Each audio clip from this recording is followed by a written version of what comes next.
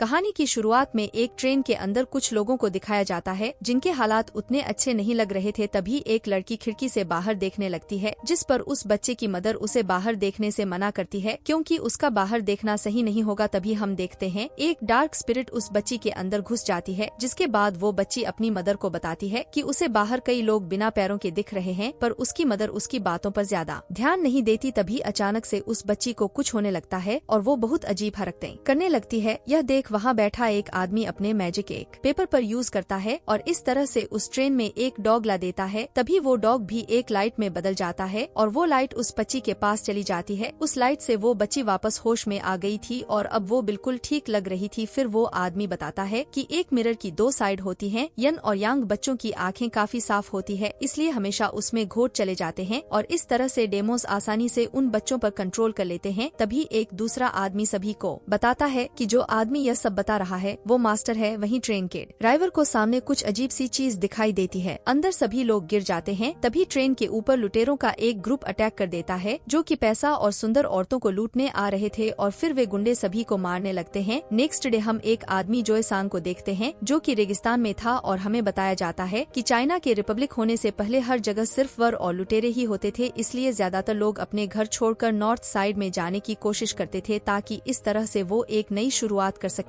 तभी अचानक से जोए सांग रेगिस्तान के गर्मी से थककर जमीन पर गिर जाता है। जब जोए सांग को होश आता है तो वह अपने आप को एक घर में पाता है और फिर इधर उधर देखने लगता है कि आखिरकार वह है कहाँ पर। तभी उसे दूसरे रूम से कुछ आवाजें आती हैं, इसलिए जोए सांग ने खिड़की में छेद करके देखने लगता है कि आखिर वहाँ पर क्या हो रहा है। तब जोए सांग देखता है कि दूसरे रूम में एक लेडी एक आदमी के साथ है, पर वो आदमी हिल भी नहीं पा रहा था और वो लेडी उस आदमी के ऊपर लेटी हुई थी। अब इसके वजह से जोए सांग समझ जाता है कि जो आदमी उस रूम में है वो मरा हुआ है। अब इसके बारे में सोचकर वो काफी डर भी गया था। तभी एक दूसरी लेडी जोए सांग के सामने आती है और जोए सांग उस लेडी से पूछता है कि यह कौन सी जगह है, जिस पर वो लेडी उसे बताती है कि यह किंगल वर्कशॉप है। जिसके बाद जोए सांग पूछता है कि इस जगह से वुलन कितना दूर है, क्योंकि जोए सांग को वहीं पर जाना था। जिस पर वो लेडी बताती है कि वुलन तो यहाँ से 10 दिन के सफर के बाद आएगा। इसके बाद जोए सांग उस लेडी से उसका नाम पूछता है, जिस पर वो अपना नाम सियान बताती है। फिर वो दोनों एक दूसरे के साथ में काफी सारी बातें करते हैं। वो लेडी उसे बताती है कि जब वो उसे मिला था तो उसके ऊपर एक लेटर था। जिसके बाद उस लेटर को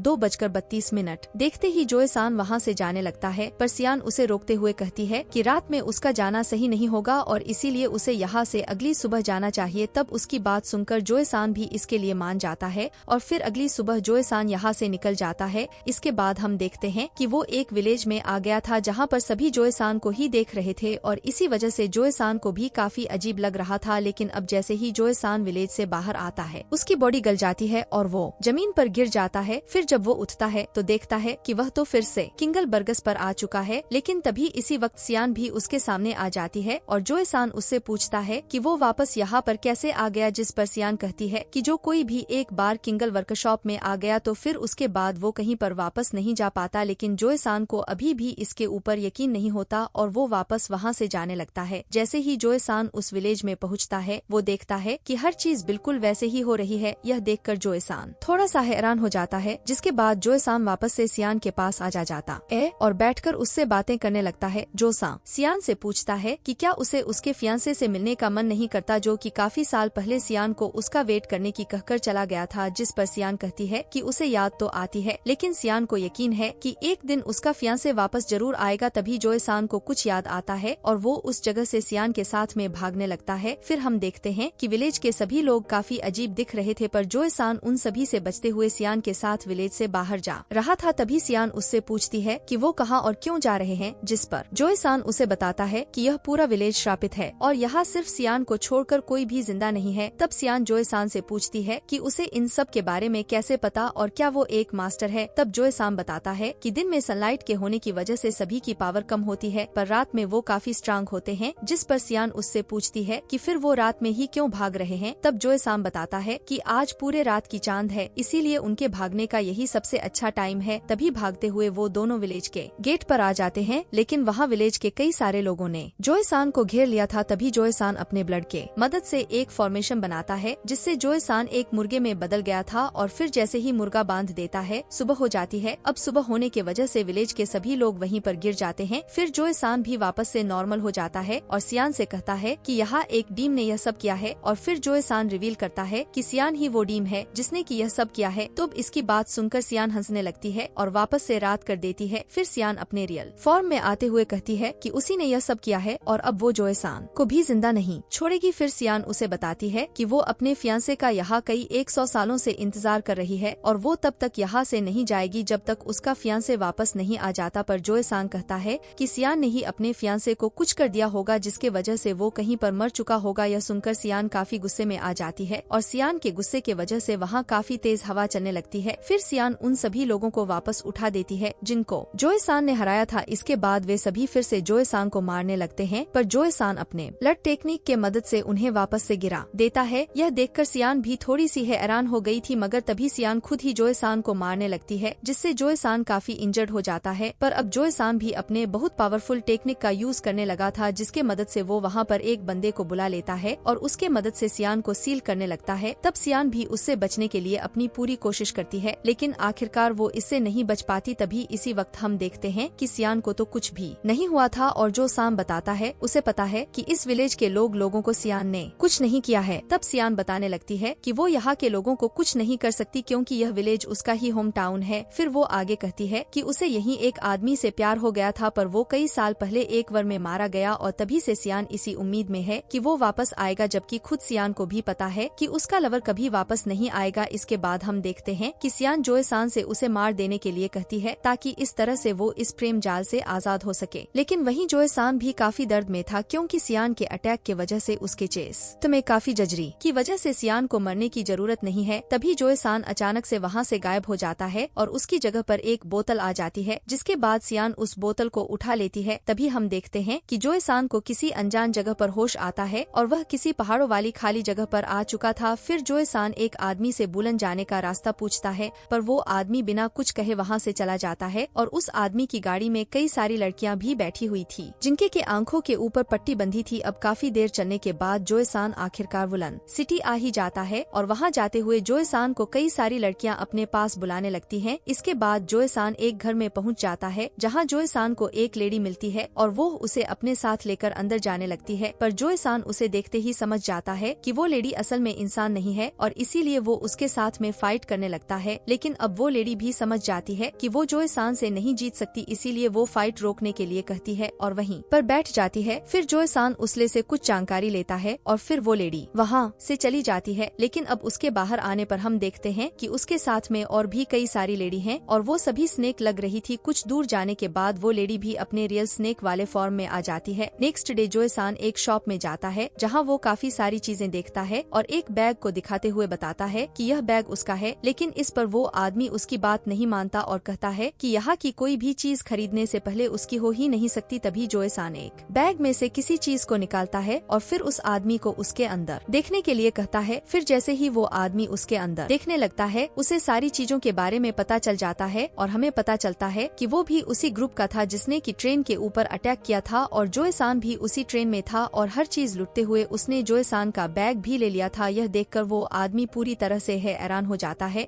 तभी जोए सान अपने एक स्पेल के मदद से अपने बैग में से कई सारे कॉइन्स निकालता है और फिर उनसे एक शॉट बन जाती है। यह देखकर वो आदमी भी समझ जाता है कि जोए सान तो असल में एक मास्टर है। इसके बाद जोए सान से मिलने उस जगह का बॉस आता है जिसका नाम टोंग है। वो काफी हैरान था क्योंकि याद से पहले उसने कभी किसी मास्टर को नहीं देखा था। फिर जोए सान उससे वुलन और काफी सारी जगहों की जानकारी लेता है जिससे जोए सान को एक गुफा के बारे में पता चलता है और जोए सान को पता था कि उसे उस गुफा से कोई जरूरी इन्फॉर्मेशन जरूर मिलेगी। इसके बाद वे सभी एक गुफा में आ गए थे और वहाँ पर उन्हें एक कमरा दिखाई देता है। लेकिन जो सान उस कमरे में जाते ही समझ जाता है कि यहाँ पर तो कई सारे डेमोस को समन किया गया था, जिसके बारे में सुनकर टंग जोए सान से पूछता है कि अब उन्हें इसके बारे में क्या करना चाहिए, क्योंकि अगर कभी ये डेमोस बाहर आ गए तो वहाँ रहने वाले लोगों के लिए काफी मुश्किल खड़ी हो जाएगी। तो जोए सान कहता है कि इन सभी डेमोस को वापस भेजने के लिए उसे एक रिचुअल परफॉर्म करना होगा क्योंकि उनसे फाइट करके उनको ऐसे ही वापस नहीं भेजा जा सकता। अब इतनी बात कहने के बाद जोए सान वहाँ पर रिचुअल को परफॉर्म करने लगता है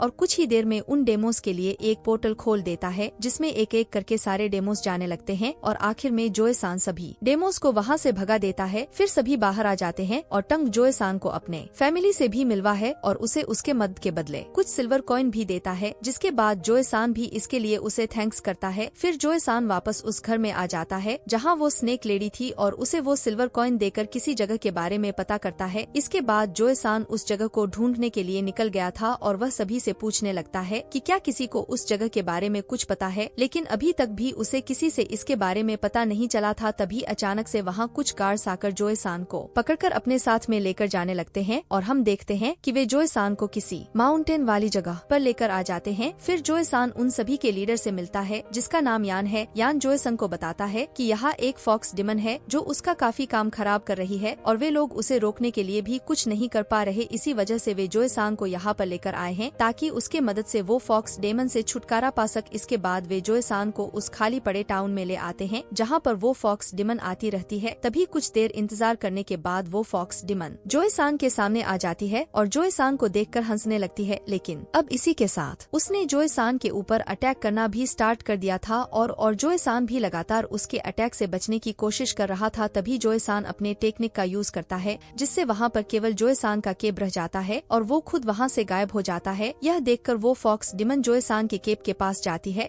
लेकिन तभी जोए सान अपने टेक्निक के मदद से फॉक्स डिमन को अपने केप में पकड़ लेता है और अब उसे वहाँ से भागने नहीं देता। इसके बाद वो फॉक्स डिमन को एक मैजिकल रोप से पकड़ लेता है और उसे उठाकर जमीन पर पटक देता है। लेकिन तभी हम देखते हैं कि वो फॉक्स डिमन एक बदसूरत लड़के में बदल गई थी, जिसे देखकर जोए सान उससे पूछता है कि क्या तुम फॉक्स डिमन नहीं हो। जिस पर वो लड़का हंसने लगता है और कहता है कि इस टाइम कोई भी फॉक्स डिमन यहाँ पर कैसे आ सकती है, क्योंकि उनको तो कई सालों पहले इंसानों ने मार दिया था। फिर वो लड़का जोए सान को एक सीक्रेट बात बताने की बात करता है, पर बदले में जोए सान से उसकी जान छोड़ देने के लिए कहता है। तब इस पर जोए सान उससे पूछता है कि कौन सी बात, जिस पर वो लड़का बताता है कि उसे किसी ने फॉक्स डिमन बनने का काम दिया था और इसके बदले में उसे बहुत सारा पैसा और खाना दिया था। तब जोए सान उससे पूछता है वो कौन है जिसने कि तुम्हें यह काम दिया था। लेकिन तभी इसी वक्त वहाँ पर कोई आने लगता है और वो लड़का जोए शन से भागने के लिए कहता है, वरना उसका हाल भी बाकियों की तरह होगा। अब इतना कहकर वो लड़का वहाँ से चला जाता है। तभी यहाँ यान और उसके गार्ड्स आ जाते हैं और यान जोए सान से कहने लगता है कि उसने तो दिया हुआ काम भी पूरा नहीं किया। और अब जो सान समझ चुका था कि वो यान ही है जिसने कि उस लड़के को फॉक्स डिमन बनने का काम दिया है और फॉक्स डिमन के नाम से खुद टाउन की लड़कियों को गायब कर रहा है। और यान इसका कोई भी जवाब नहीं देता और जोए सान का सारा सामान लेने लगता है। फिर यान जोए सान से कहता है कि तुमने बिल्कुल सही अंदाजा लगाया। तभी अचानक से उनके ऊपर कुछ लोग अटैक कर देते हैं, पर वे लोग केवल जोए सान के ऊपर ही अटैक नहीं करते और हम देखते हैं कि वे सभी बुल विलेज से थे और वो सभी यहाँ जोए सान की मदद करने आए थे। जोए सान उनमें से एक लड़की से पूछता है कि उन गायब हुई लड़कियों का क्या हुआ, जिस पर यूमी नाम की वो लड़की कहती है कि यह तो बहुत लंबी स्टोरी है और यहाँ से निकलने के बाद वो उन्हें इसके बारे में बता देगी। फिर वो सभी वहाँ से भागने लगते हैं, पर गार्ड्स ने उन्हें चारों तरफ से घेर लिया था। तभी हम पास का सीन देखते हैं जहाँ यान टोंग के पास में था और फिर यान टोंग को काफी बुरी तरह से मारने लगता है, क्योंकि टोंग यान के बुरे इरादों को पूरा नहीं होने दे रहा था। जिस पर टोंग कहता है कि यान उन लड़कियों के मदद से अपने डेमोनिक पावर को कभी भी नहीं बढ़ा पाएगा। तभी टोंग गन निकाल कर यान के तरफ शूट करता है,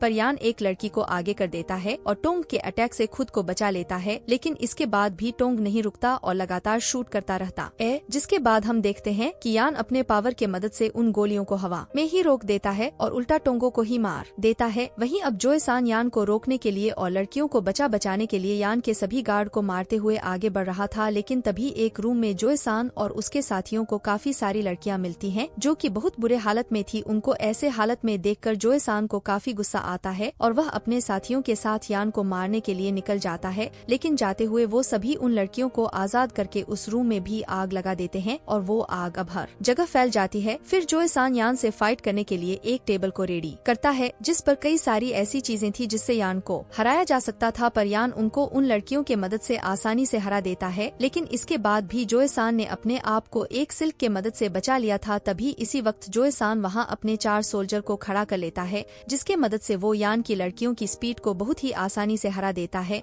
लेकिन अब इसके वजह से यान भी काफी गुस्से में आ गया था और जो सान के सोल्जर पर अपने डार्क मैजिक से अटैक कर देता है। फिर दोनों ही अपनी पावर का यूज करते हैं और किसी दूसरी जगह पर आ जाते हैं जहां दोनों के हाथों में वेपन थे और दोनों ही बिना टाइम वेस्ट किए फाइट करने लगते हैं। यान काफी जल्दी जोए सान को हरा देता है और जोए सान को भी मारने वाला था, लेकिन तभी वहां पर सियान भी आ जाती है जो कि समझ चुकी थी कि यान ही उसका फियांसे है। इसके बाद वे सभी नॉर्मल वर्ल्ड में वापस आ जाते हैं। सियान यान से कहती है कि वही उसका लवर है जिसके लिए वह काफी लंबे टाइम से इंतजार कर रही थी, पर यान उससे कहता है कि उसे कुछ गलत लग रहा है। फिर जोए सान अपने आप को गायब करके साबित करता है कि यान ही सियान का फियांसे है, जिसके वजह से अब यान को मानना ही पड़ता है कि वही सियान का फियांसे है। फिर यान उसे बताता है कि वो केवल सयान के लिए अमर हुआ, लेकिन फिर यान को समझ आया कि इस दुनिया में जाने के लिए बहुत कुछ है और वो अपनी पूरी जिंदगी एक डिमन गर्ल पर क्यों वेस्ट करे। इसीलिए यान ने अपना पूरा पहचान बदल लिया और सयान से दूर रहने लगा। इसके बाद वो हंसते हुए कहता है कि सियान तो केवल एक डिमन है और वो उसका कुछ भी नहीं कर सकती। तभी यान सियान के ऊपर अटैक कर देता है, जिससे कि वो गिर जाती है। तब सियान वही बोतल निकालती है जो उसे पहले मिली थी और वो जोए सांग को दे देती है। जोए सांग उसके मदद से यान का सारा मैजिक सील कर देता है और सियान से कहता है कि यही उनका मौका है। उसने लड़कियों को मारकर हासिल किया था, अब इसके वजह से यान एक आम इंसान में बदल गया था और इसी के साथ वो काफी बूढ़ा भी हो जाता है। यह देखकर यान सियान के पास जाकर उससे मदद मांगने लगता है। फिर यान सियान के गले लग जाता है, जिससे सियान को वो पल याद आने लगते हैं जब यान उसके साथ में था। तभी यान सियान को उसके बालों में लगे स्टिक से उसे मारने वाला होता है, पर जोए सांग भी यह सब देख लेता है और यान के ऊपर अटैक करके उसे मार देता है। अब इसके वजह से हम देखते हैं कि उसके बॉडी से हर वापस जिंदा हो जाते हैं, लेकिन वही यान अब मर गया था और उसके साथ साथ सियान भी अपनी जान दे देती है। यह देखकर जोसंग काफी निराश होता है क्योंकि वो सियान को नहीं बचा पाया। इसके बाद हम देखते हैं कि वो अगली सुबह अपने साथियों को गुड बाय करके वहाँ से निकल जाता है और फिर इसी के साथ मूवी यहीं पर एंड हो जाती है।